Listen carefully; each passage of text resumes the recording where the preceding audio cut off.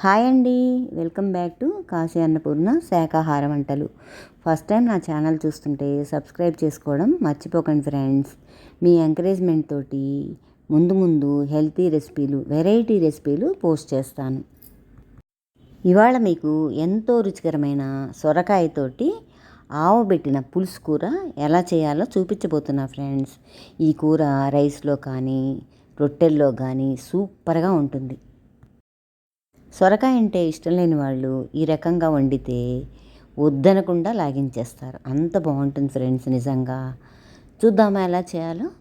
ముందుగా ఈ curry prepare చేయడానికి నిమ్మకాయ సైజ్ అంతా చింతపండుని ఒక కప్పులో వేసి నీళ్లు పోసేసి పుల్లలు లేకుండా, పీచులు పుల్లలు లేకుండా, గింజలు లేకుండా జ్యూస్ చేసేసి అరగంట సేపు నానబెట్టి పక్కన పెట్టుకోవాలి. తర్వాత ఆవబెట్టుకోవడానికి 2 స్పూన్స్ ఆవాలు, అలాగే 2 ఎండుమిరపకాయలు వేసేసి నానబెట్టుకోవాలి కాసి నీళ్లు పోసి. సొరకాయ బాడీకి చాలా మంచిది, తేలిగ్గా జీర్ణమవుతుంది. ఇందులో ఉన్నటువంటి యాంటీ ఆక్సిడెంట్స్ వల్ల బాడీకి చాలా ప్రయోజనాలు ఉన్నాయి ఫ్రెండ్స్. డయాబెటీస్ వాళ్ళకు కూడా చాలా మంచిది. ఈ కూరకి లేత సొరకాయ తీసుకొని చెక్కంతా బాగా తీసేసి సన్నగా ముక్కలుగా కట్ చేసుకోవాలి. ఈ విధంగా అవన్నీ ఒక బౌల్లో పక్కన పెట్టుకొని తర్వాత స్టవ్ వెలిగించి బాండీ పెట్టి బాండీలో ఈ ముక్కలు మునిగే వరకు నీళ్లు పోయాలి. ఈ నీళ్ళల్లో తరిగి పెట్టుకున్నటువంటి సొరకాయ ముక్కలన్నీ వేసేసి అవంతా కలిపేసేసి ఉడికించి పెట్టుకోవాలి. మరీ పేస్ట్ లాగా ఉడకకూడదు, బాగుండదు కూర. విడివిడిగా ఉండేటట్టుగా మూత పెట్టేసి మగ్గించుకోవాలి. పావుగంటలో ముక్కలన్నీ ఉడికిపోతాయి ఫ్రెండ్స్, లేట్ అవ్వదు. లేత సొరకాయ అయితే ఈ విధంగా మధ్య మధ్యలో కలుపుకుంటూ ఉడికించుకోవాలి. ముక్కలన్నీ కూడా ఉడికిపోయాయి కదా. ఈ విధంగా ముక్కలన్నీ కూడా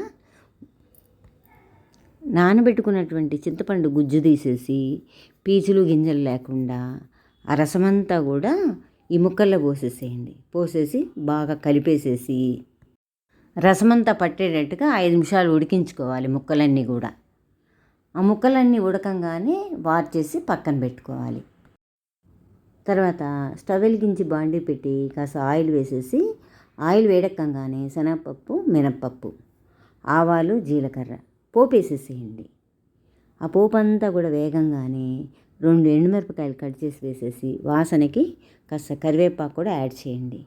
ఈ కూర అసలు ఎంత బాగుంటుందంటే ఫ్రెండ్స్, పులిహార కూర పెళ్ళిళ్ళల్లో ఎక్కువ చేస్తూ ఉంటారు.